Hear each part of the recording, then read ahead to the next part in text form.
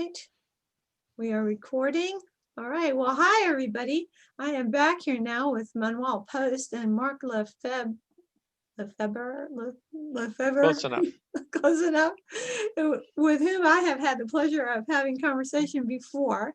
Both of them are active on John Vervaeke's Discord, and both of them have had some questions and comments, especially regarding his 4 Ps outline of the ways of knowing.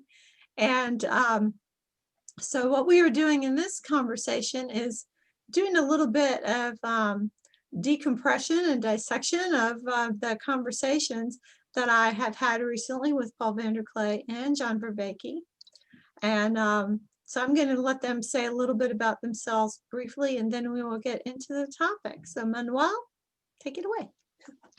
Well, I'm hanging out like all day, almost every day on the Discord, and I've been working with Mark on this idea of the 4 types of knowing, and then relating it to the meaning crisis and possible fixes. So that's been one aspect that we've been working on, and then we've been having this other aspect that we've been working on, which is trying to get the Discord in working with practices and the Sangha that we're trying to keep alive. So we're trying to have communitas online, and it's really hard. There's a lot of bumps on the road with adherence of people, and yeah, like and I've come into this as an endpoint of my depression, and like trying to be generative. So that's my background. So Mark, you go. Yeah, so I'm also on the Awakening from the Meaning Crisis Discord server quite a bit. I should have better things to do, but hey, here we are. And I came, like most people, through Peterson into Vervaeke, and I kind of stumbled into his meditation course, which I really liked. And then Brett started up this server, and we all went over there, and so we were doing this building of practices. John talks about the practices, and then we're talking about his work while we're doing all these practices and trying to help other people do these practices as a way that they can help themselves. And we book club and meditation, and we do this group Lectio Divina practice that we on the server came up with based on John's, John revivified the Lectio Divina. And as Manuel said, we're working on what we can do about the meaning crisis in the larger frame, right? Like, what is it, and how do we get here, and how do we get people out of it? And we saw John's 4 Ps model as a way of helping us to understand this. And, again, I'm coming at this as trying to reverse engineer, like, oh, I had a meaning crisis, right? I was homeless and starving and, wandering the streets, living in a car, right? And then like I got out of all that. Like, well, how did that happen, right? And so I have a good idea of how it happened. I couldn't tell anybody because we didn't have what John gave us, which is this wonderful framework to understand meaning and talk about meaning. It's a science of meaning. That's how I think of it. And so now that we have that, we can work together in communitas to try and get out of it. And using that model that he gave us, right, that he's put out there, we've expanded that and then expanded outward from there to try and get to something that we think might explain to people how, especially if they're stuck in the scientific frame, we'll say how to find sort of a bad word, right? Maybe how to make meaning, because I think that's maybe more where we're going to end up, right? Or establish connection. That's right. Well, that's way of articulating it. Yeah, the connection part is really important, right? That's what the communitas is all about. But yeah, it's way important. Yeah, it's the key component. Okay, so I thought what we might do first is kind of talk about the conversation that I just had with John and Paul VanderKlay, and some of my thoughts subsequent to the conversation, which especially the second conversation is the one that's most on my mind, because you guys were particularly interested in when I had proposed the idea of the parabolic knowing. And that was the main topic of our conversation the last time that we were talking together. So I want to come back to my initial proposal on that, because there's something that I asked that I think has still never been answered. And after we had talked for quite some time, the three of us, Paul and John and John and myself, especially John and I had been going back and forth, and then Paul started talking. And by the time we got to that part of the conversation was nearly an hour in, and I was pretty wiped out. I think John and Paul could have gone on for, they have a lot more energy than I do. And there were certain things that I was sitting back and kind of just more listening to their responses to the things. And I know John was like trying to get me to come back into the conversation, and I was just kind of like, I kind of said what I have to say. I was more interested to listen to their responses, which was so extremely helpful, because it helped me to see where what I had said initially had not landed where I had hoped it would land. So I want to come back to my first thing that I said, which was the question of what the little child knows when the little child puts the silverware on the table and says, she takes the knife and says, daddy, she takes the fork and says, mommy, and she takes the spoon and says, baby. Now, as I listened to John and Paul talk about this, I realized that the way that they were expressing it was not exactly what I was getting at. Because first of all, it wasn't statements. It wasn't a statement like, the knife is daddy, the fork is mommy, the baby. It wasn't that kind of statement, okay? It was just that very simple thing. And then John and Paul got into this conversation about whether the little child would accept the fork as a substitute for its mother. That was, and the thing was, the fork is not, the child is not seeing the fork as its mother. It's seeing the fork as the mother of the spoon. That's what the relationship is. And the child isn't seeing itself as the spoon. The point is that the spoon is a baby in the family construction that the child makes out of the silverware. So I wanted to, I still haven't, I wanted to nail down at some point with John, when the child does this thing, the child is expressing that it knows something. What is it the child knows? Because I didn't believe, I still don't believe exactly, although I'm sure John can make the case, for that knowledge that the child has that elicits the child doing that fits into his 4 Ps. But I think the whole reason why I had come up with another kind of knowing was because I didn't feel I'd fit any of the 4 Ps that John had. Now, John is beginning to be a little more open to the idea that there might be another way of knowing. It might be that the 4 Ps needs to be added to.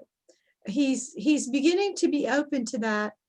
And I think what he expressed in the conversation was eminently reasonable when he said, you all can make whatever proposals you want to, but for me as a scientist operating in a scientific framework and having to deal with other scientists, whatever I'm going to lay out, I have to do it in their language and according to their criteria, regardless of what the rest of us might do or not do. So I think that was a very useful thing, I think, for him to say. I'm not sure that any of us have the cognitive scientist framework well enough in our head to be able to express it like that. But I see John as being open that if we make a good enough case for it with enough illustrations, that he could figure out a way to put it into the framework or put it into that taxonomy that he has, if he sees that it's really useful. So, and he's not oblivious to the fact that a good number of people looked at the taxonomy that he had or that he created. And I don't even want to say he created it. I want to say the taxonomy is based on observation. Let's put it that way. Observation and research. So not so much that he created the taxonomy as that he has in a sense discovered these natural divisions or categories, right? So I think he is not averse to adding to that, and he has listened. He's not oblivious to the fact that everyone, among all the people who did listen to him lay that taxonomy out, there were a number of people who went, I'm not sure, and I think something's missing. And he's respectful of that, even with the recognition that maybe we don't have the language of cognitive science to put it out there in such a way that it's signed, that it's, we're not like able to write a paper on it or something like that. But he's aware that there is an issue there, that there may be a real issue there that people are seeing. So that's where I am right now. That's what I got out of the conversation, thinking back on it, which I thought was very productive. So what did you guys think? So the first thing that I noticed is you mentioned language, right? And the kid is using language to express a thing that is deeper than language, right? So it is an associative structure that needs to be compressed into something that is able to be communicated, right? So I think in the conversation there has been a lot of confusion about well, what is a story, right? Like is the story the thing that we speak, right? The thing that we express, or is the story the thing that is being expressed by the words, like what the words are pointing to or trying to cohere together, right? And when you start thinking in a way, and this is what Jonathan Peugeot does, right? Where you're privileging the structure of how things organize in your sense making, as opposed to you're privileging the logical text or whatever that someone is proposing to you, then you can start seeing that, well, yes, right, that like there's a different way of relating to reality that I can participate in, and you literally participate in it, right? Like it is a participatory act of going through these associations and discovering this space that didn't exist to you before. And John even has practices that specifically try to engender this, right? So he's aware of all of this, and I think we're making this argument, and I think you did a really good job where you're saying, okay, right, like there's this base structure, right, and then there's this organization, and then from that base structure you get more complex structures and more complex structures. And there's a disagreement that I have with putting relevance realization at the bottom of that structure, because I don't think that bottom can have relevance, right? Like that bottom can only have adherence to whatever is coming in, whatever signal is coming in, or it's not adhering to it, right? The relevance only happens if you have context, right? So if you start combining signals, that's where you start having things that are relevant and things that are irrelevant, right? So there's these levels of abstraction that you can go through that have implications for what you're talking about and how they relate, and well, yeah, that's super messy if you're going through that, but I think there's emergence there, right? Like there's emergence in that structure, and John didn't deal with the emergence, and I also think it's wrong to have the relevance realization there. And then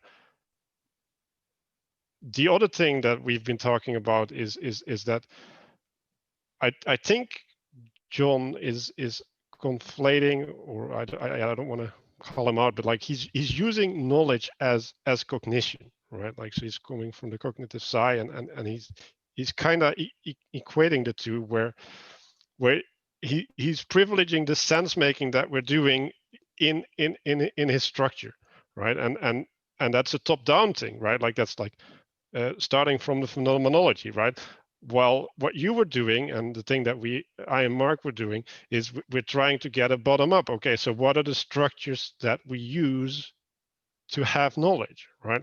So there's a distinction there, and I think that's the cause of a lot of the disconnect that we're having. Okay. Some of what you say has me a little lost. So maybe Mark can translate. Can you translate Manuel into Mary? I can try. Manuel did an excellent job of laying out a bunch of little things, right? One of the things that John seems to be doing is he's stuffing an awful lot of things in perspectival knowing, which we're keeping for. We're moved perspectival as more fundamental. And he isn't like that at all, I think, from when we first pitched it to him. I don't think he wasn't happy, right? He was just really resistant to that. And the reason why we do that is because of the way we define perspectival as the framing. And so if you think about knowledge or even information in formation, well, in order to have a formation, you need to have a structure, a frame. So the frame has to be there for all four types of knowing. So that's why we have the perspectival as something sort of fundamental. Before you get to the knowing, you need a perspective. Otherwise, you don't have the knowledge. And so that would mean that the relevance realization was much further up, right? And as you know, to Manuel's point, we're doing a bottom-up approach here. And that's what you pointed out, was this bottom-up approach. Like, what's the relationship? And then when everybody talks about this, but not just John, like everybody talks about this, it's really easy to get confused between the language and the thing. So the description of the thing is not the thing. And when you're talking about things that aren't propositional and procedural, you're using propositions and procedures, right? And so it's hard to get at. Like, this is why Peugeot is so amazing, right? Because he's able to get the flavor of these things that you can't. That's what these stories do. These deep, when we say they're deep stories, what does that mean? Like, propositions aren't deep, but the language permeates everything. And so what we're sort of pointing to is the types of knowledge as little pieces of knowledge emerge into something, right? And that's where we're at. But that has to happen within this framework. And it's the framework that sort of matters the most to us. It's like, well, what is that? Because what's broken about that? And if the parabolic is the relationship. So one thing that John was doing from my perspective was he was saying, oh, no, that's mapping. It's like, well, it's not mapping. It's not just mapping. There's different ways to map things. The method of mapping that you're using when you're talking about the relationship of the family of the silverware versus the relationship of the family that the child is in, that's a real relation. That's not a mere mapping, right? Right. And that's what, like, Paul VanderKlay, like when John was saying, well, you know, what people are looking at is structural functional, and Paul VanderKlay, he was kind of pondering that, and he goes, I'm not sure how the structural functional stuff operates with the silverware, right? Because there's right. there is no structural functional relationship there. It's the child is making an analogy, you know, right. the child is putting the silverware into a familiar relationship. Exactly. And so what is that relationship? What is the knowledge of that relationship? What allows the child to make the map? Right. Like, that doesn't make any sense, because and those are inanimate objects. Right. And that was my initial question. And then, so what I had tried to say was, and I wanted to come back to the combinatorially explosive thing, all right, which goes to another conversation that I was having with John. And the reason why I wanted to talk about the combinatorially explosive nature of the possibilities, because there's a combinatorially explosive number of differences and similarities between the silverware and the child's family, right? And so what is it that enables the child to collapse that? And I think John was not happy with this expression, collapsing the space of possibilities. So I don't know how else to say it, but there's something that it's, you know, it's what he means when he says relevance realization is taking that whole space of possibilities and finding the one that you want. Yeah. You know, that's Right. what relevance realization is. But he brings out, and I think he's correct, that you cannot have done it by searching all the possibilities. Right. Not possible for human beings, not even possible for a computer to do it. We have to give them a frame, right, within which to search. And the smaller the frame, the better. Because what you're wanting is to get out of the, you're wanting to get out of the realm of the combinatorial explosion and into a decision. And that was one thing that was interesting about this whole thing of the structure within these geometric structures that are quote unquote built or manifested within the brain as the brain is working. That one of the things one of the scientists at least working on this said that they think that what happens when the structure is built up and then it collapses is that there's been a decision. Okay, that, you know, the building of the structure is a kind of processing of information. And then when the structure collapses, basically what happens is that thing that's firing, or that pattern of firing stops or falls down and then gets built up again. That every time that happens, there's been a decision on the part within the brain.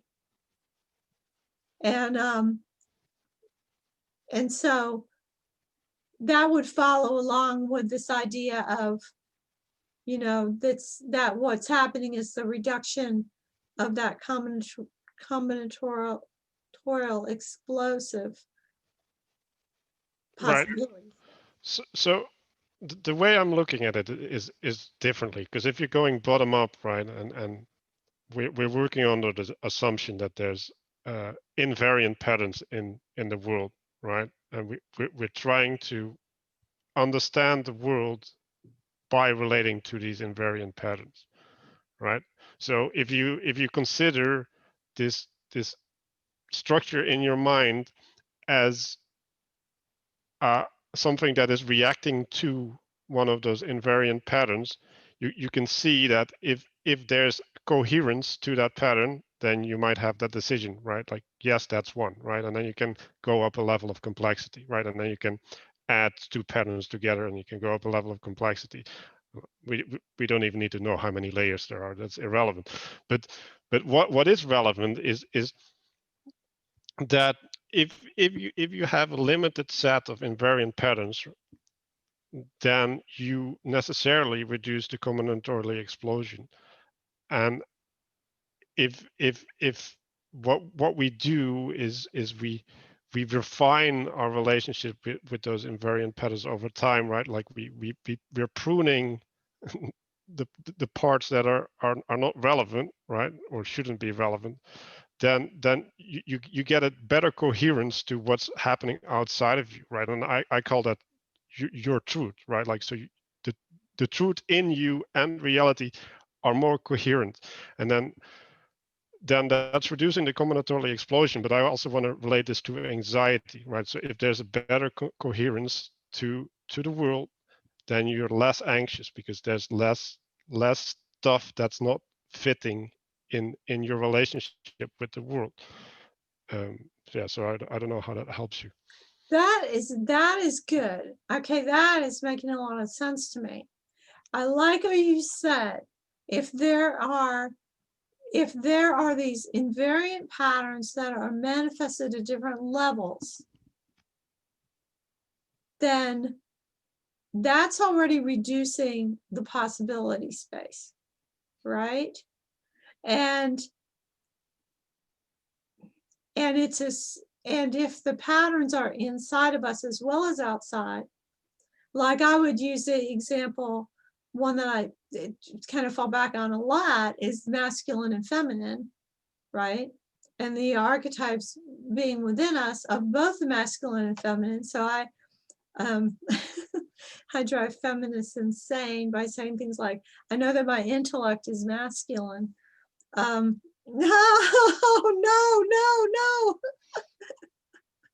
because they think I'm saying women are stupid as soon as I say that. No, all women, their intellect is masculine. You know, women, the intellect is masculine, period.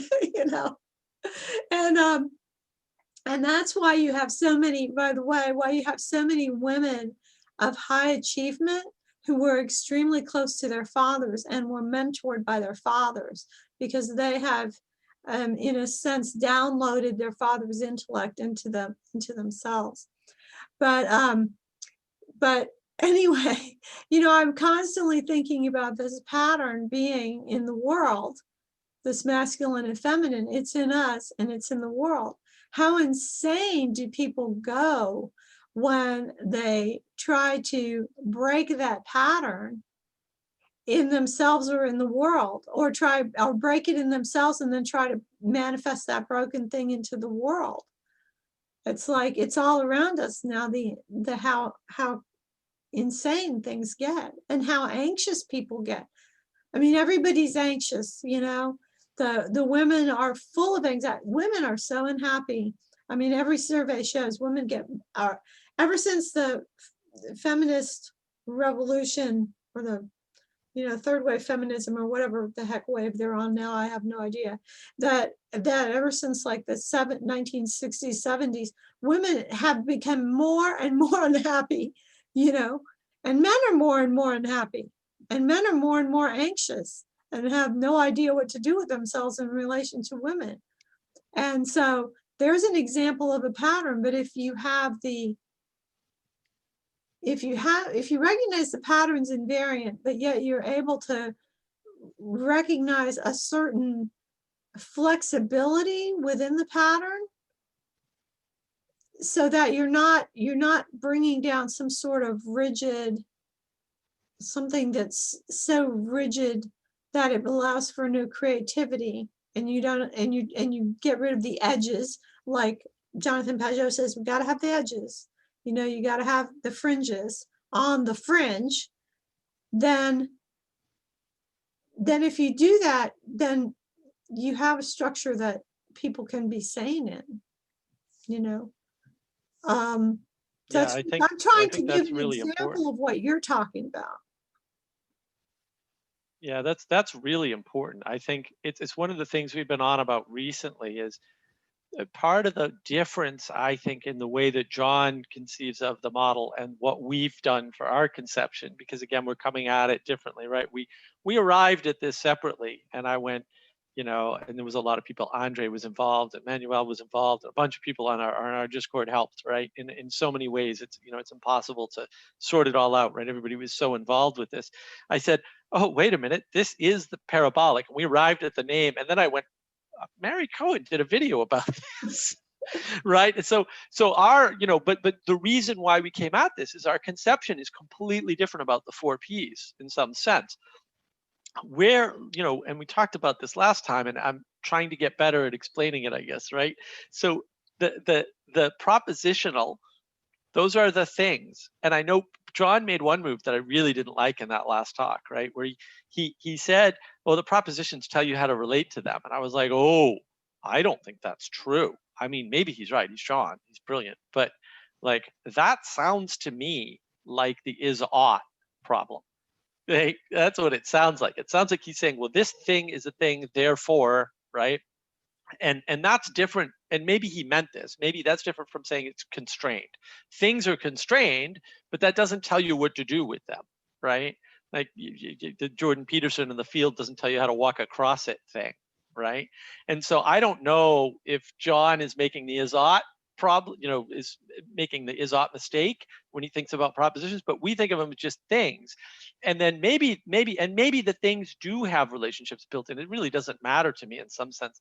The important part is it's the procedural that allows you to manipulate or navigate the things. And it's this navigation that's really important. If you have things and then you have navigation on one side of the brain, and that's one type of processing, and then you have participation, which isn't a thing, but it kind of is a thing, right? You could recast it that way to use programming jargon, but hopefully that works, right? Is it a doing? It's a doing, right? Participate. Sure, it's the doing. Yeah, it's a verb, right? It's a very verb thing. And then what is navigating that? What tells you, like, your participation's already limited in whatever, like maybe physical participation, you're limited by your body, right? And maybe it's conversational participation, you're limited by, the sounds you can make, which happened when you grew up, whatever. Like that gets crazy. But what limits you when you meet a person? Right? Like, what do you do when you meet a new person? Like, how do you know what to do? Oh, well, you follow a pattern, right? And these are culturally constructed patterns, maybe, right? Sure. But that pattern reduces the complexity, the combinatorial explosion that would happen from open participation. If it was just open participation, you could do anything. You'd punch them in the face. You could, you could do the bonobo thing, right? We all know what bonobos do when they meet each other, right? So like there's lots of things you could do, but like it's not clear to me how you know what to do and why you're constrained by the things that you're constrained by. And if it's those invariant patterns that are holding back the participatory combinatorial explosion, and that makes sense if it's two sides of the brain. And you think about, well, propositions, there's an infinite number of propositions. What constrains the propositions and what you can do with them? The procedures, right? There's a constraint there. It's a linear relationship. Procedures linearly constrain propositions, but the parabolic is literally not linear, right? It's a non-linear constraint. So it's a pattern that allows you to constrain your participation so you don't just go nuts. And, like if somebody meets you and says, hi, my name is Mark, what is your name? Ah, right, then you're gonna freak out, right? Because it's out of the pattern, right? And that happens, but it's very jarring. Well, why would that be jarring? There's an infinite number of ways to participate, right? So it must be jarring because it's out of the pattern. Well, how do we know to get jarred by that? Like what is it? Like what is it about the lion sneaking up on us in the savannah that we go, oh, I know what's going to happen next, right? That's part of a pattern. And then in our new sort of understanding, we're constantly trying to get it. One of the explanations that seemed to work really well was Jordan Peterson goes into this whole thing about Pinocchio, right? And when he starts out the Pinocchio thing, he goes, why do you care about Pinocchio? And this is one of the things, a lot of what Jordan said, I was like, oh yeah, I'm right on board with this. This seems sort of obvious, right? I was like, yeah, this totally makes sense. I see where he's going. This is one of the things that really got me. I mean, it really stopped me dead in my tracks. He said, why do you care about this? First of all, it's a cartoon. Like, you can't relate to a cartoon. You're not a cartoon. You're not drawn. Like in my case, I can't even draw. Like I really can't relate to cartoons. I couldn't draw one if I wanted to.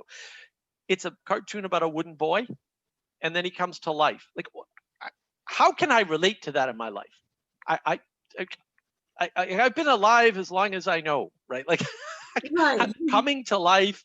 I don't have any wooden boys. I've never met a wooden boy. I wouldn't know a wooden boy if it bit me on the ass, right? Like, how do I relate to this? And then, he goes on and is talking cricket, and he goes into the belly of the whale and saves his father. Why do you care about any of this? And it's like, why do I care about any of this? Why do I understand this story? Like, what is that? Like, that doesn't make any sense. Like, if propositionally and procedurally, there's no reason for you to watch Pinocchio.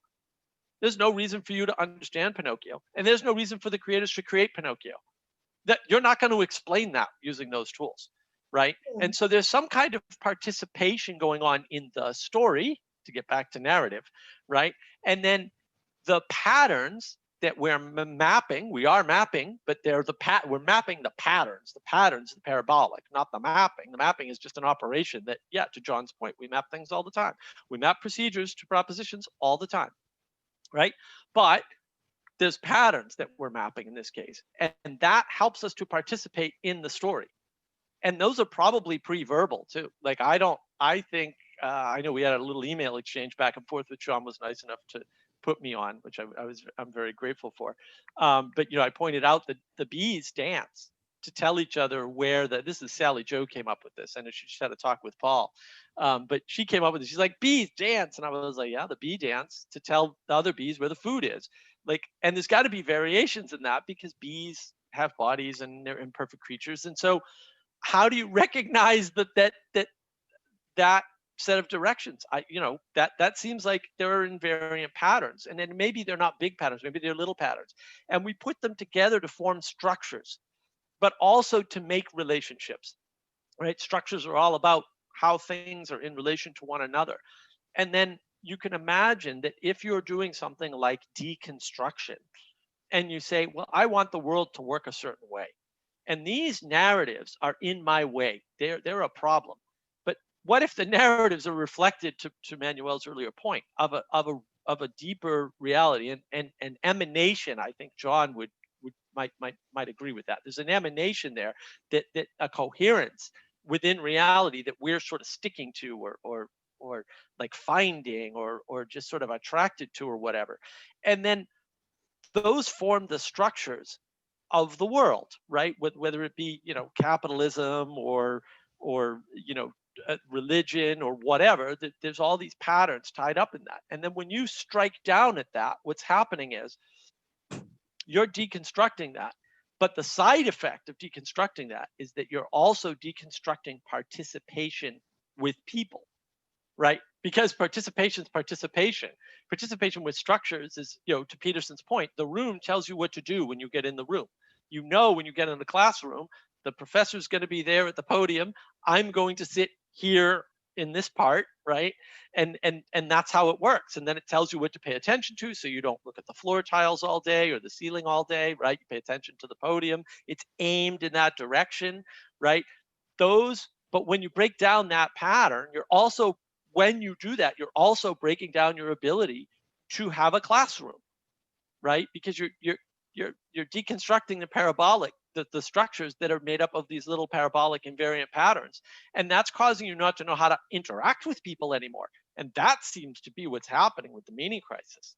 So I think that's vitally important. It's all part of the same thing. This combinatorial explosion problem gets solved by the parabolic, but it creates structures. And if you're an anti-structuralist or you just don't like a particular structure and you strike at that, you're going to cause chaos, because now people don't know how to communicate. They don't know how to cohere. They don't know how to participate with each other. They can't understand the stories. So to add on that, right, like science has given us amazing tools to control and manipulate reality, right?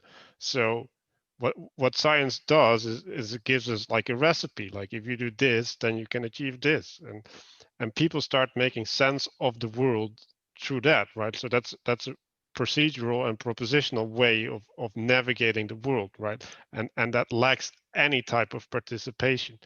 And when you start like believing, right, or maybe because you're anxious, right, like you need to have this control over reality in order to feel safe. When you're in that space, you're gonna use inappropriate ways of navigating the space, right? And then you're going to decohere more because you're going to have negative feedback, and you're going to collapse in this anxious prison that you're creating for yourself because there's no participation anymore, right? So we're also connecting this participation to ethics, right? Like so you need ethics to participate.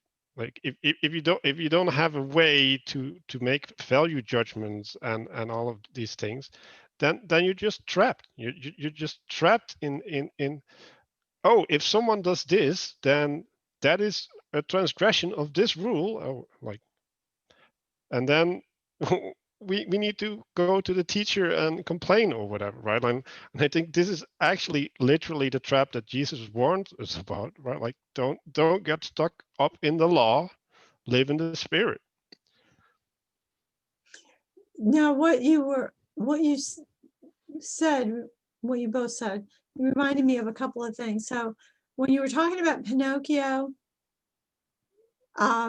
it reminded me of the story of the Little Prince. Did you ever read The Little Prince? No, I did not. Okay, so The Little Prince is it's one of these stories that's ostensibly a child story, and it's about somebody who crashes in the desert in a plane and then gets met by something that is from another planet, and it's a little child, it's a little prince from another planet. And as the person is working on their plane, the little prince is having conversation and telling stories about his life and his adventures and where he's been and what he's done. And the little prince is quite distressed about something. And it turns out that finally, towards the climax of the story, he tells a story about this rose that he planted that is on an asteroid somewhere. And he's supposed to be taking care of it. And there is also a sheep on the planet. And how, I guess, my memory of it is vague, but it's something about how he has to get back to the asteroid and take care of this rose, or the sheep is going to eat it. And he's, there's this whole distressing thing going on. And at some point in the story, there's just this statement, and you get caught up in the story and everything. And then there's a statement to the effect of, you now care about a rose on an asteroid and whether a sheep is going to eat it or not. You Right. care because you have read the story. You care. The audience is addressed. You now care about this thing. And it's like, you go, yeah, I do. And why? It's the same question about the Pinocchio thing, right? And there was something else that it reminded me. Oh, I know what it is. When John did his lecture where he explained about the small world networks, the whole stuff that I went into at the beginning of the thing, the lecture that he did with that, where he used the example of the hourglass and the pile of sand in the hourglass. And he said, there's no elf in the hourglass. He said that, no elf that's piling up the sand. And I went down in the comments underneath and I said, oh, but think about the elf in the hourglass. Think about how he's piling that sand up, and just when he gets it in a nice pile, it falls down and collapses. And he's so frustrated, he stomps his little foot and he begins piling it up again. This time it's even going higher. And I said, and then he's so delighted that he's finally got it higher, and it falls down again. And he stomps his foot and he curses and he tears his hair and he starts all over again to build it up. And I said, he is a tiny Sisyphus working on this pile of sand. And then I said, and you will never look at an hourglass the same. Right. And somebody wrote underneath and said, this was a transformative comment. Yeah, and what causes that transformation? Yeah. It's because now it's like all of a sudden we put it in a story. I just put it in an imaginative little story because I was just really messing with John when he says there's no elf in the hourglass. I'm like, well, I'll put an elf in that hourglass. Yeah, and what did you know to cause that transformation? What knowledge caused that transformation? What type of knowing is that? So because it's kind of like it's in a way I don't know, I almost want to call it primitive or ancient or something, but it almost is the way that I see the world, but it is the way that children see the world. Things are alive and things are all around doing things. And it's the way that we see the world too, when we're not pretending to be grown-ups. So it's when you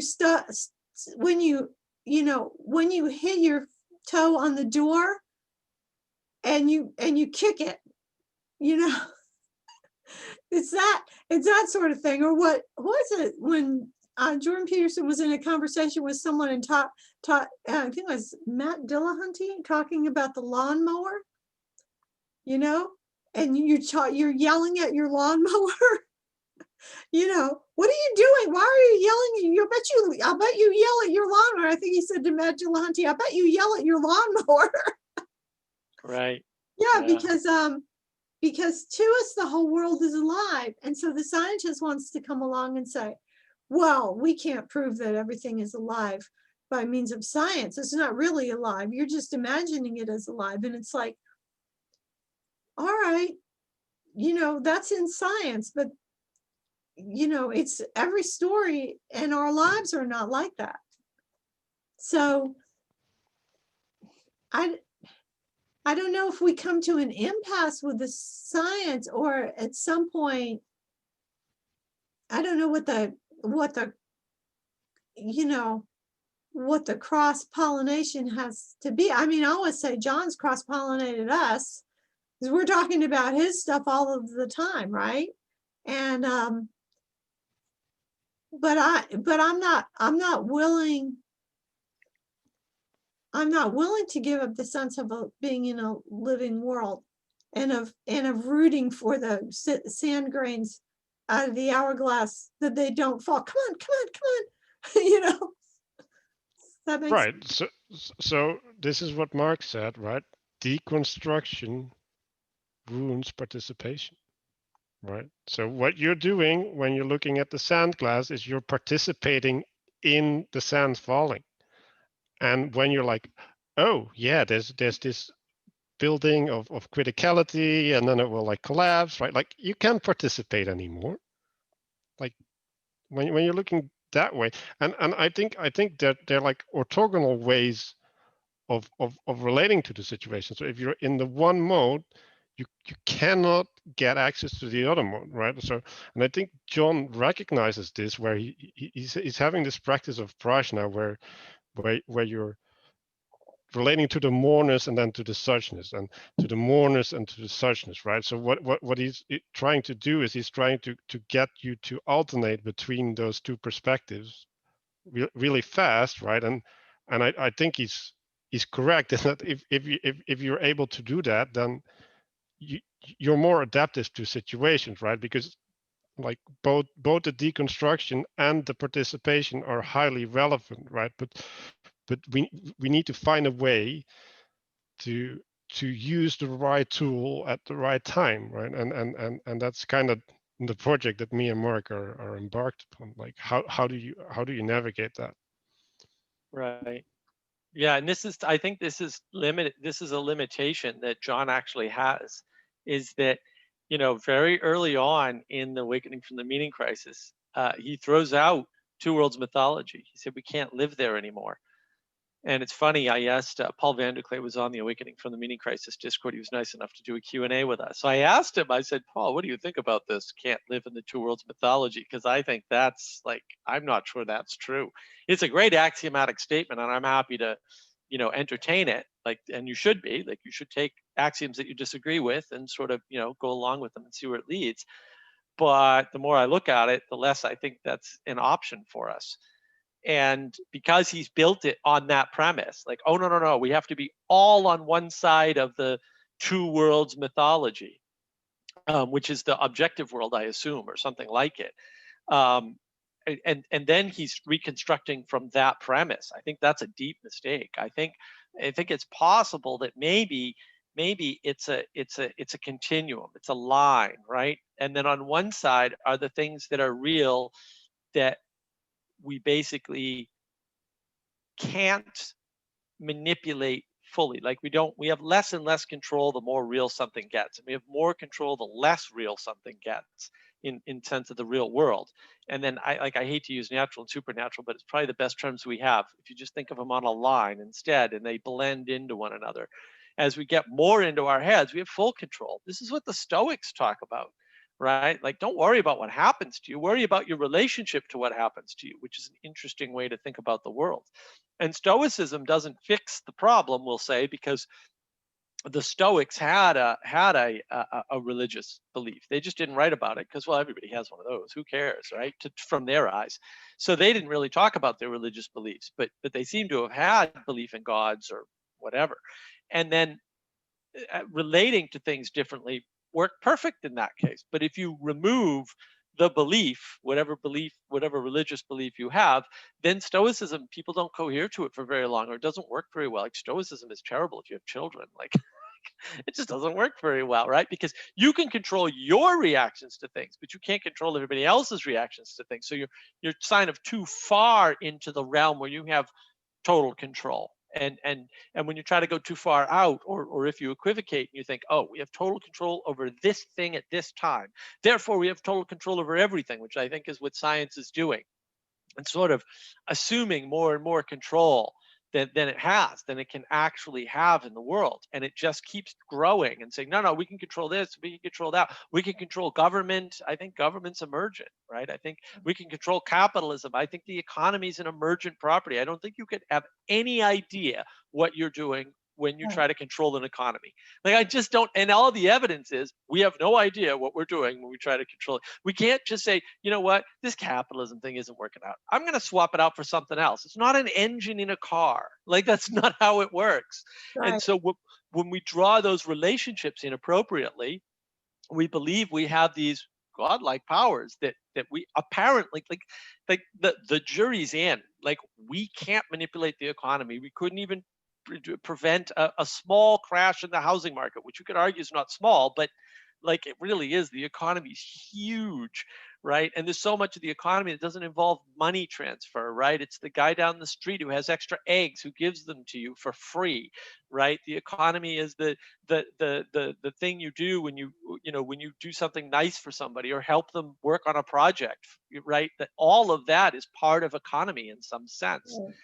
And so it's interesting that we're trying to control these things that are so much bigger than us. I mean, it might be that something like the economy is a whole that is greater than the sum of its parts. And if that's true, then we're not going to change it by changing the parts. Like, that's not going to happen. It's already emergent. Right. Well, I don't know if you're familiar with Luke Thompson. Yes. He's not, okay, like, he would call this, everything that you said about this striving for control, the technological Babel, right? Yes. The Tower of Babel, that they built. And it's funny because I was just going over some of these early Bible stories with my grandkids. I was talking to them just about that, about it's a matter of, because, I tell them these stories are not just about what happened. They're about what always happens. People try to get control. They're going to grab all these other people. They're going to control them. They're going to make them work for them. They're going to build this thing, and it's always going to fail, because you can't do that with people. God said, scatter, go off in different directions, and go find your different niches in all the different environments that humans can creatively live in. And somebody's always going to come along and go, if I can just collect all of you together and get you to do exactly what I say, then everything's going to be all right. And it never works. It always ends up in a disaster. But that's what you're describing to me. When you say that, I'm hearing Luke go, that's technological Babel, trying to build that tower. So that is, that's definitely an issue. I think in the two worlds of mythology, I had a hard time grasping that. The idea, I think, is, if I understand it correctly, and some of the Barfield stuff, I think, is helping me get a little more of a handle on it. That ancient people did not think there were two worlds. It was a continuous cosmos, right? And it's only more recently, I don't know if it's since the Enlightenment, maybe, that it broke. We have this idea that over here there's this world, and over here there's this one. And it comes into like the science faith thing and all of that, that there's, you know, there's the natural and there's the supernatural, and it's this division. It's like the two things are not part of one world. And so what it does is it creates like we have to operate in the world with these split personalities, or the two eyes, like Paul VanderKlay will do the thing with the two eyes, that's how we're supposed to try to navigate. And you know, so what we have to do now, I think our task is to put the world back together, and in doing so to put ourselves back together and put ourselves together with the world, you know, to live in the world as you know, it's amazing to me that in a time when people seem to be so like, oh, the environment, the earth, when we're so worried, concerned about the planet, blah, blah, blah, people have never been more disconnected from anything that has to do with, you know, nature, for real. You know, they don't work in it, they don't touch it, they don't have any understanding. I mean, you have people going around saying, well, cow farts are, you know, messing up the atmosphere, and you know, we can, you know, you've got this plan. There actually is a plan on paper to eliminate animal agriculture by 2040. You know, it's like that something like that can only be put into words by someone who has no idea of how nature operates at all. Right. So, you know, I think that's kind of like our task. How do we get the connections back?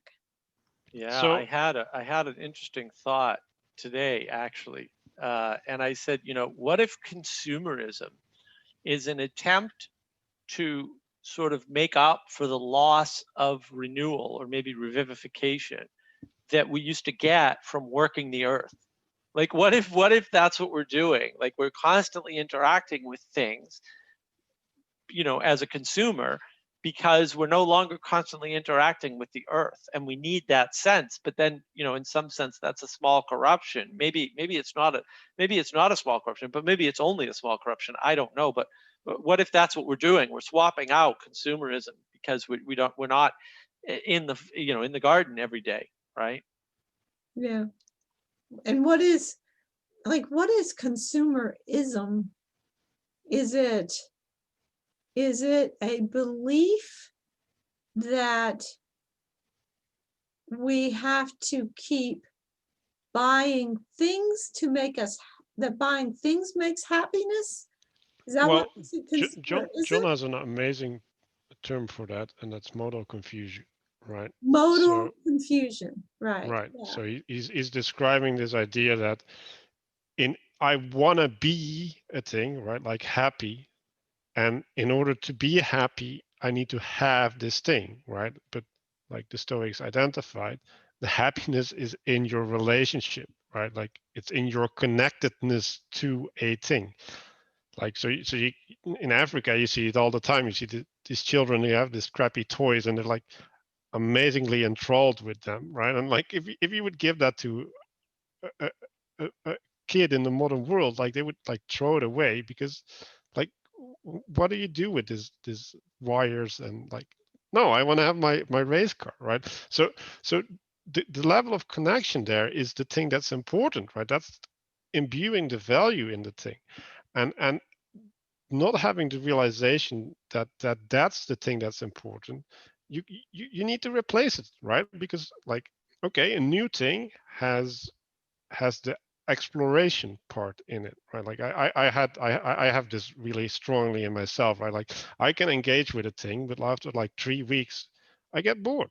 Like everything gets boring to me because I figure out how it works, and it's like all the shine is gone, and I have to move on because I can no longer relate, right? And not never getting the realization that there's a different way of engagement with the same thing. Like if you never make that connection for yourself, you're never going to get there, and I think a lot of people are stuck. But you'd never be like that with a dog. You wouldn't have Maybe, a but I dog? don't have You a dog. wouldn't huh? Yeah, Would- maybe. And that's Maybe some maybe the people reason I are. don't have a dog. And yes, right. And But I maybe mean, some have you people are ever like had that. a dog? No, like I think people are like that with their children. Like that happens. People are addicted to gaming, and then the kid is a annoying distraction. Like, I'm here, I need to pay attention to the screen. Like, don't start crying. Like that happens all the time. Yeah, yeah, it's really scary. And that is about relation, and modal confusion is definitely about this relation. But the fact that there's modal confusion to me indicates that there are two worlds. And I think Manuel's right. Like they're mutually exclusive, right? You're either in having mode or being mode, and maybe you have to switch between them, whatever. But you're not getting both at the same time. And that is about what kind of relation you have. And maybe if you have a procedural relationship with something, you're treating it as a proposition and you're in having mode. And maybe if you have a being mode relationship with something, you're participating with it, right, by using these invariant patterns, these parabolic patterns, right? And that makes a lot more sense for a lot of things, because one thing that I've been imagining lately, and that I've been bouncing off all the folks that we work with, and some folks on Bridges of Meaning, they're nice enough to ask me, questions like, yeah, your explanation sucks, like try again, right? And so it's very helpful, right? It's very helpful. Like they're like, oh, I don't want to impose upon you. I'm like, no, impose. Like, I have to get better at this, right? We all do. Manuel's getting really good at it, actually. You know, if you're stuck in a procedural and propositional way of thinking, you're inevitably going to create a closed loop world. It's just going to be closed because you're going to know everything in it, or everything in it's going to be knowable. Maybe you don't know it, but you could if you wanted to. It's sort of like, well, I could if I wanted to, but then there's no reason to, right? And then you know how to navigate it. So it's very safe. Like, oh, you know where the bounds are because it's a bounded world, and it's, you know how to navigate it because you got these procedures, and that's all well and good. But everything in that world is a zero-sum game. It has to be, because it's a closed world. So definitionally, it's a zero-sum game. So you might think, well, you know what? I should have more stuff. And that guy has more stuff than me, but it's a closed world. So there's no reason for him to have more stuff than me. So he should give me some of his stuff. And that'll even out the world, and then I'll feel better. Because having stuff is happiness, to Manuel's point, right? And it's like, well, that's weird, because a lot of people seem to be doing that, right? Right. But I think okay, so there's stuff. I mean, you can have stuff, but I think in the older conception of things, this is going to sound weird, but you make this stuff happy. Okay, so Right. let me go get something. Right. Can you stay here for a Okay. minute? I'm going to go get Of something and course. show you something. All right. Sounds good. Well, I'm already excited. We're getting a show here. Talk about yourself. It looks like a puppet show with the curtain in the back anyway. So we'll Yeah. Like, it's gonna roll up any minute now. We're gonna get to participate. Yes.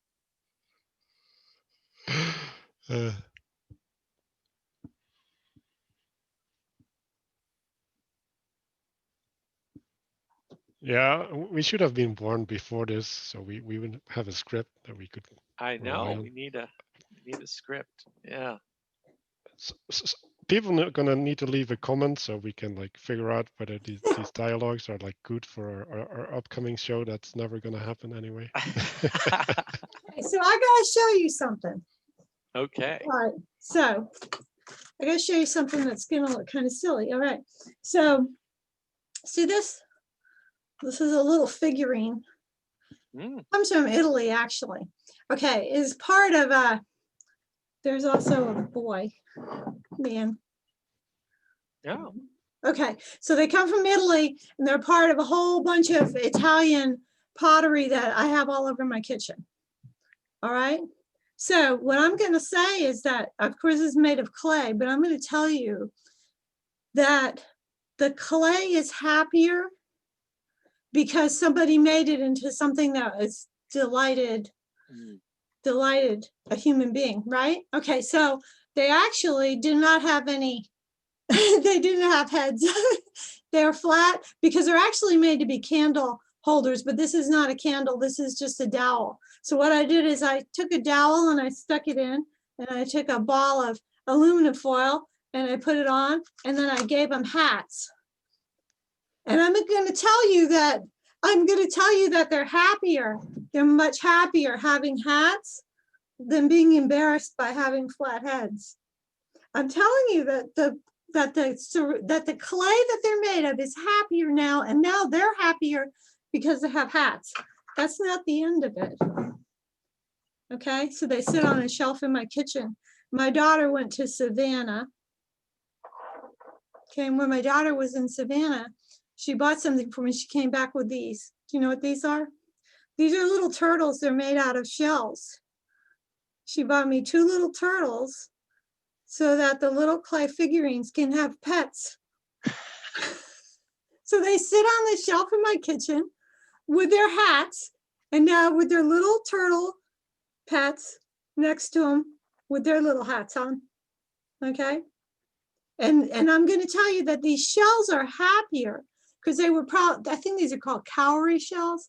I think these shells were happy when they were part of the cowrie, right? I think they were happy, but they're happier now because they're pets for the little people, my little ceramic people. All right. Because we're supposed, this is, you know, I was talking to John about humans being priests, like we bring everything up into, we bring the, like this, the clay that these once were is happier now than it was, and they're happier with the hats, and now they're even happier because they have the little shell pets. And we make everything happy. That's the meaning of the happiness,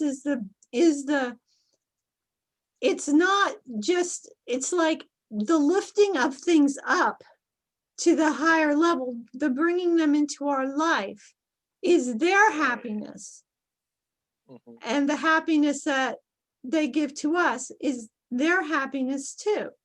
And it's like an arrow pointing up with everything. You know, the plants are happy that they are taken up into the life of the animals, and the animals are made happy and being taken up into the human life, and then the human is made happy being taken up into the life of God. It's an arrow pointing up all the way, right? So that's more the ancient vision of the world and of our place in it, is that. That's how I see things. Does that make, so when you talk about, like, what brought me to think about this was what you said about the consumerism, you know. So like I would never take these little people and say, oh, I'm tired of looking at you, I'll trade you for something else. That would be so wrong. Right. Yeah. You know, if you know, I'm contented with the things that I have, because, you know, if I don't have to constantly get something new, because the thing is been made happy with me already. But if you never have this attitude, if you never understand this bringing things up into this happiness, then you're always, I guess, going to be, you know, searching for the new. Right. But anyway, that's what came to mind when you were talking about the. So what that brought to my mind is you're describing co-creation there, right? You're a co-creator with God in the universe at that moment, and yeah, like Mark has this idea that the co-creation, like participation, is co-creation.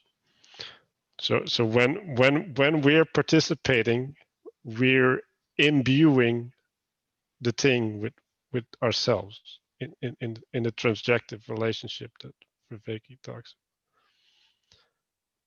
Right. when it's going the other way too, right? And that's the thing, is that if you think about being stuck in the propositional and procedural, which can be very useful because they're useful tools to use, but if you're stuck there, you have a closed world. And if you have a closed world, you have no reason to do anything. And you have no, and everything's a zero-sum game. So yeah, you should have as much as the next guy because it's a zero-sum game.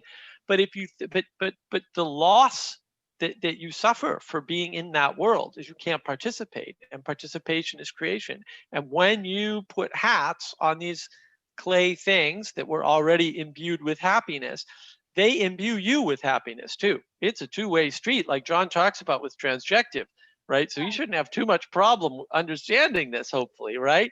And but that's all about participation. And then how do we know how to participate in a way that does that? Those are the parabolic invariant patterns. And so when you lose that, you can't open the world up. You can't co-create. You can't make things valuable. And you can't have a sense of meaning, because there's no meaning in traveling a closed world, right? Like there's no meaning in a video game. You just get to the end and you're done, right? I mean, this is John's concept of telic he talks about, and then paratelic. Well, paratelic would be part of participating in the invariant patterns, because if you're just participating randomly, you're insane, basically, right? You have a madness. This is how we describe it. But if you're participating in a way that other people see and can cohere to, why can people participate together? Because they're following invariant patterns of participation. Right. Right? It's like handshake. Well, but it's bowing. But there is a thing. It's still a pattern, right? The Right. details are different, but the pattern's there. And what the pattern does is it opens up that world to possibility, right? So now there's a possibility. And if you can imagine, this is one of the concepts we've come up with as a result of modifying the 4 Ps. We stand on a ground of history, historical grounding. And there may be other types of grounding, but there's certainly historical grounding. And what we're doing is we're aiming into the future, like we're aiming at something. And the reason why we're not aiming at the ground is because we know from history the things that have worked that we don't want to destroy. And if you destroy the things in history that have worked, I mean, this is a very evolutionary sort of thought, right? Like evolution did all these things that worked, and like, why would you destroy that? They seem to have worked for thousands or tens of thousands or hundreds of thousands, who knows how many years, right? So don't destroy that. When we stop talking about history, when we stop understanding history correctly, we destroy it. And then if we aim down, we're going to aim the thing that we're standing on. But what we want to do is we want to aim up toward the highest thing. And then we shoot our arrow. We pull back the bow in intention, right? Which means we intend to do work, and there's tension, and we're gonna put that into action, that potential into action. We're gonna shoot for the sun, the highest star, right? Whatever it is, it doesn't matter. Peterson's like North Star type of guy, right? That goes through the realm of transformative coupling, right? So you're standing on the ground, on historical grounding, right? You're drawing your bow back in intention. You're aiming for the highest thing. That arrow, that intent that you send out there is going through the realm of transformative coupling, and that's making you coherent with your past and your future in the present moment. And those are all invariant patterns. And the way we build all that is with invariant patterns. That's how we participate in the process of co-creating the meaning that works for us. Because a lot of this stuff, like the Tower of Babel thing that you were talking about, the interesting thing about that is, if you think about it carefully, what it's saying is, don't try to control evolution. Don't try to kill diversity in the population, right? You can get people together. You can give them a false aim, we'll say. But if they don't have their own aim, then they're all going to go for one thing, and you're going to be very fragile, right? But what you want to be in evolution is anti-fragile, to use Nassim Taleb's term.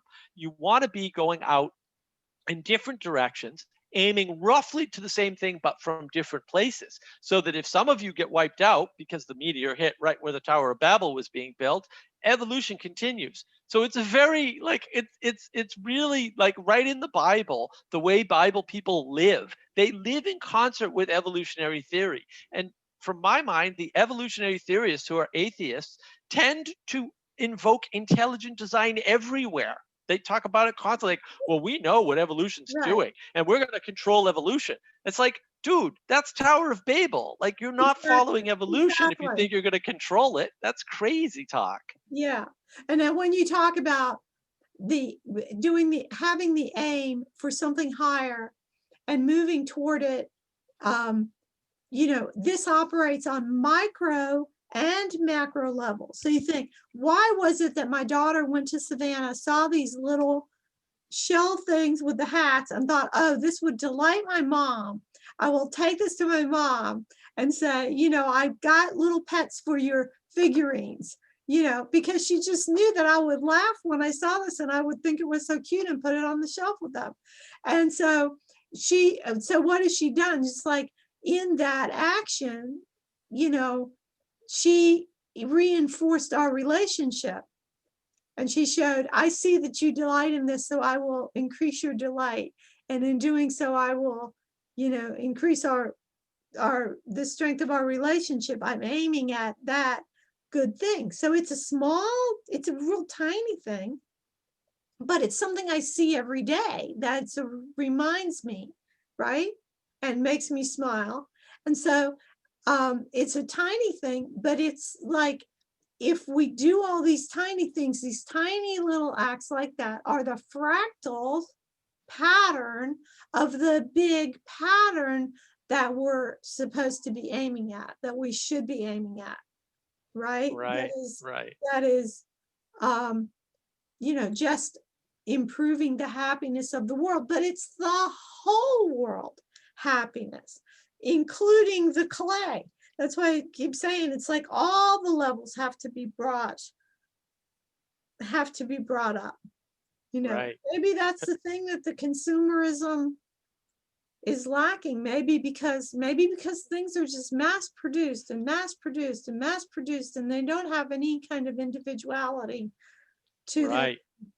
You can't participate with those things, right? But also, you're not in relation to the earth anymore. You're not like out in the garden. You're not like getting your own food, right? And so you're missing that feedback from the world. And that's maybe what you're seeking with with the consumerism is to get that feedback. I know Jonathan Peugeot talks about these patterns recurring at all levels of reality all the time, right? Well, as far as I'm concerned, all Jonathan Peugeot is doing, like, not to denigrate it, I mean, it's amazing, I can't do it, right? All he's really doing is he's explaining the parabolic, right? He's explaining the invariant patterns. And when he talks about levels of reality, I like to think of it as these patterns exist in all dimensions, right? All the dimensions that we're aware of and across time. So, they're going both, right? They're huge in some sense. And then it's interesting that you use that triangle example. I don't know if you realized when you use the triangle example in the talk with John, the doing that over and over again is a fractal pattern or a precursor to a fractal pattern called the Sierpinski triangle, I think. I think that's what it's called, if my memory is serving me. But yeah, it's these fractal patterns that show up, and then these small pieces of the fractal pattern are the parabolic. And it's when the relationship is correct that we can build things. Like you can't just throw wood into a pile and a house appears. The wood has to be in right relation, to use John's terms, in order to become a house. Like, it just has to, right? And all these things need to be in right relationship. And that's what we're talking about with these invariant patterns. There's patterns, you have to put them together, they have to be put together correctly. Those relationships create structures, but there are some structures that aren't made of propositions and objects. They're made of personal relationships. They're made of emotional connections, right? They're made of friendship. Like, friendship is a thing, right? Even though it's not a thing, as we can't grab it, right? We can't see it, but it's a thing. And how does that work? It's a structure. What's the structure of your friendship? They don't all have to have the same structure, but there's a structure there. So I want to respond a little bit to all the levels of reality or whatever, right? So where my mind went is that you have levels of human development, right? So humans have different relationships with the world based on where they are in their development, right? And they all need to integrate, right? So I think spiral theory talks about this, where there's all of these levels, right? But what's important is that they stay in contact, right? Like that there's communication, and then there's lifting up as well, right? Like so John talks about the Sangha is the new Buddha, right? Like there needs to be the structure that is connecting these people on these different levels so that they can lift other people up, right? I think that might be the definition of love, right? Like cultivating the potential that is there, and whether that's between humans or whether that's between humans and their environment is irrelevant, right? Like it's still the same pattern and still needs to happen. It's care, right? Right. It's the True care. care. You know, in Catholic social teaching, we call that the two things, we call it subsidiarity and solidarity. So subsidiarity is that you know, some people just shorthanded government at the lowest level. It is the idea that you know, you as much control as possible to the individual, to the family, to the neighborhood, you know, not imposing from the top, and that there's no need for a higher level of any structure unless the lower level needs for the higher level to be there. In other words, the higher level has to justify itself to the lower, not vice versa. That's the principle of subsidiarity. And then the principle of solidarity is that at every level, there is a common project of betterment at every level. So, so that's, you know, that's very similar to what you're saying. You know, that's just put into that language. Well, guys, we're nearly at an hour and a half. So, so I think this has been great, and that we might want to break here and mull stuff over and see if we want to get back together again at some point, or bring somebody else in to a conversation. There's some really, I'm getting some communication from some people. Nathaniel Heil has been giving comments under my videos that are just, hey, this guy, that guy's got quite a brain on him. I'd like to talk to him at some point. And then there's somebody else that Paul has put me in contact with who has some ideas about the 4 Ps as applying to different things. Kind of like when you were talking about the proposition is about a thing. He's got some thoughts that are similar to that. So I'm probably gonna talk to him. And then, you know, we can get back together. We can keep, you know, mulling it over. But it's been a pleasure as always. Yeah, this was You want to great. I can't. say anything to wrap things up? Yeah, I can't wait to see what John's comment is on this particular video. If he has some breakthrough from your last video and from the narrative part, and then, you know, I would just add that, you know, I think if John goes back to the first video and adds in our concept of a way of knowing as parabolic, just if he can do that, maybe it'll bridge the gap for him, because the whole time you were talking in that first talk, I was like, the parabolic fixes all this. The parabolic fixes all this, right? This narrative story thing, right? So it'd be interesting to see what comes of this. And as always, Mary, it's a pleasure to talk to you, and I really appreciate the opportunity. Oh, well, thank you.